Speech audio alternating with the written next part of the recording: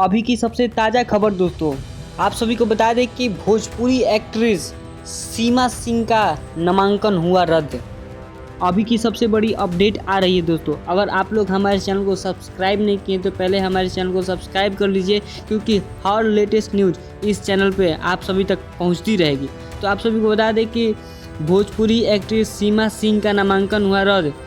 अब किस लिए रद्द हुआ है ये अभी तक पता नहीं चल पाया, लेकिन 100% बात पक्की है कि सीमा सिंह का नामांकन हो गया है रद्द।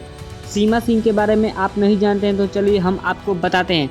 सीमा सिंह जो कि एक भोजपुरी एक्ट्रेस है, जो कि अपना हॉट सीन देकर लोगों का मन बहलाती रही हैं और इस बार बीजेपी से टिकट मिला, वो भी चिराग पासवान के पार्टी के तरफ से इनको टिकट मिला था, लेकिन वो कल अपना नामांकन भरी हुई थी जो कि आज रद्द हो चुका है।